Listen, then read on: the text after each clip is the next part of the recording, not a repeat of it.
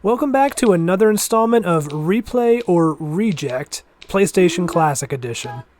Just a quick recap, I'm giving each game on the PlayStation Classic 1 hour to win me over. After that hour, I'll make my determination on whether the game would be worth replaying in the future, or if it will get added to my ever-growing list of reject games that I never want to play again. There's only one game on this list that I've actually beaten before. The rest of them either I have barely played, never played, or never even heard of. Well, that's enough preamble, so let's get to it. So our second game is Cool Borders 2. It's a sequel, which with movies is usually considered bad, but with games that can be good. A lot of times the first games in a series are kind of rough while the developers are just kind of figuring out what they can do. And then they listen to feedback or just get better at programming or whatever, and then they come back with the sequel and actually have some improvements. So I'm hoping that's the case with this one.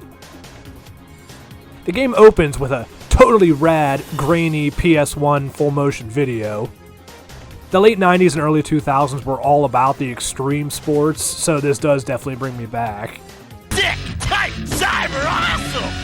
We have a few different modes in this game, which is already an improvement over Battle Arena Toshinden that I just had to power my way through.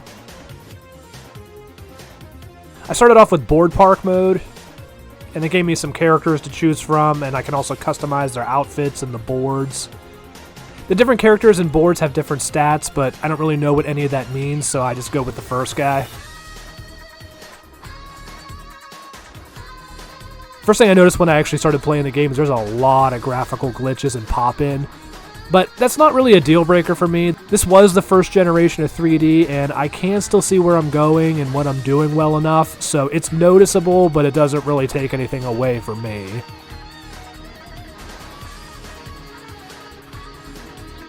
We also have freestyle mode, which is another trip down the mountain. This one has some kind of tight turns through the little town part, and I can't brake or whatever in time, so I just keep crashing.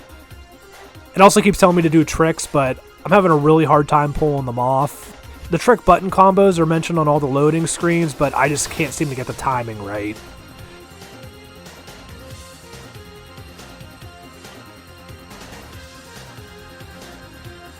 After I barely made my way down to the finish line, the cinematic replay mode came on afterwards, which mine sucked since I didn't really do anything and was barely just trying to stay on my feet, but this would be cool like if you were actually good at the game and did a bunch of tricks to watch it all and with the cinematic camera again. Liquid and extreme blue literally crunch the googly to the max! Hot sauce! There's a good sense of speed in this game, but I definitely had real issues with the controls. There's also a really badly compressed voice that you occasionally hear yelling things at you. And that's weird because this is a PlayStation and one of the selling points was the CD quality audio. Get in! Don't force it!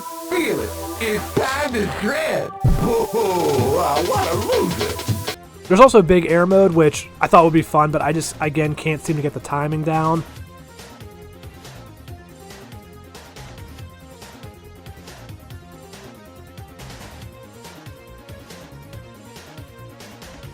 In between, those loading screens, again, do have all the trick combos listed on them, and they're all basically just a combination of the D-pad and one of the trigger buttons, but I'm not getting them. When I select competition mode, it starts us off with another totally tubular FMV.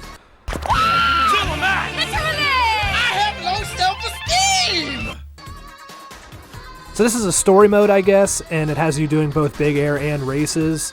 And I'm just totally getting my ass kicked.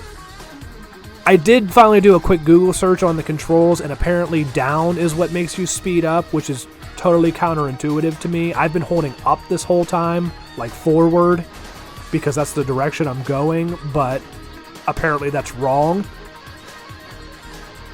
So after losing a bunch, I did switch riders to one that has a higher top speed, and I started using down.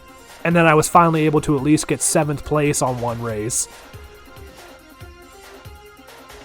And then I lost again on the next round.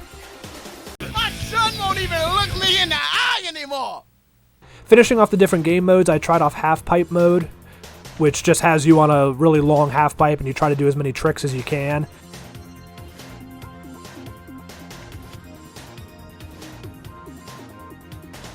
Again, I barely pulled any off. I thought I was at least getting a couple, but they booed the crap out of me at the end, and when I watched it again, I was like, yeah, I did nothing.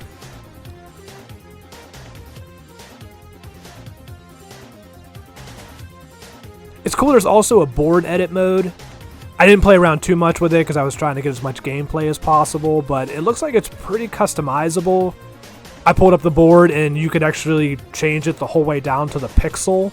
I don't know how much you can actually see on the board when you're playing with the PS1 graphics, but I definitely like this kind of stuff, and this is something that if I had this game when I was a kid, I would have definitely sunk hours into customizing my board. So yeah, I'm going to call this one a replay. I actually had some fun, and by the end of the hour, with the help of the quick Google search for the controls, I was kind of starting to get the hang of it. I still sucked, but I definitely improved on my last race compared to the first things I was doing. So if I actually played this one, I think I would have some fun with it. I don't see myself sinking a ton of hours into mastering everything, but I do occasionally pop in some of the old Tony Hawk games and play around a little bit. I play the Underground American Wasteland PS2 era ones. I don't think I ever played the PS1 and 64 ones, so maybe I'll have to give those a shot at some point. And this game seems to be one of those type. It's not something you would play all day, every day, but it's something you would throw in occasionally for a few hours and just have a little bit of mindless fun. This game does have some different modes, and there's some customizable stuff, which is always a fun time waster in my book. So, Cool Borders 2, you're cool.